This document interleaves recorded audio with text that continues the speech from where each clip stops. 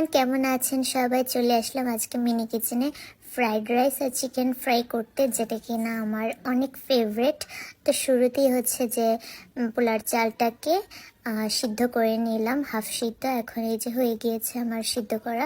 তারপর একটা প্যানে এখন বাকি ইনগ্রিডিয়েন্টসগুলোকে ভেজে নেব। তো এই যে পেঁয়াজ কুচা ভেজে নিচ্ছি। তা আমার এই মিনি গ্রেটারটা দিয়ে হচ্ছে আজকে গ্রেট করে দেখাবো। খুব নাইস করে গাজরগুলো কুচি হয়ে গিয়েছে, খুব ধার ছিল।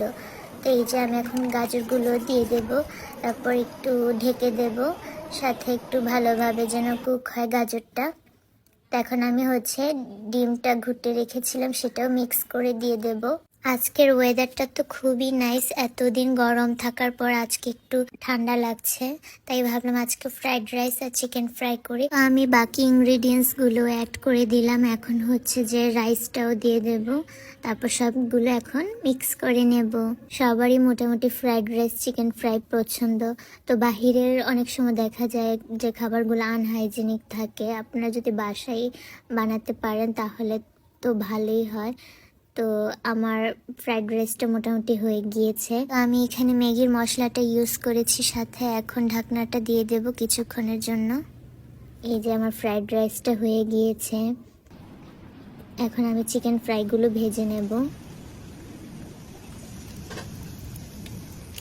খুবই সুন্দর একটা স্মেল আসছিল, আর সাউন্ডটাও অনেক ভালো লাগছিল আমার। তো এখন আমি এগুলো পরিবেশন করে নিচ্ছি। দুইটা চিকেনের লেগ পিস নিয়ে নিলাম, তারপর এক সাইড হচ্ছে ফ্রাইড রাইস। এখন খেয়ে দেখবো। অনেক মজা হয়েছে, চিকেনটাও খাই। অনেক টেস্টি। আপনারা বাসায় অবশ্যই খাবেন, আর কেমন লেগেছে অবশ্যই জানাবেন। টাটা।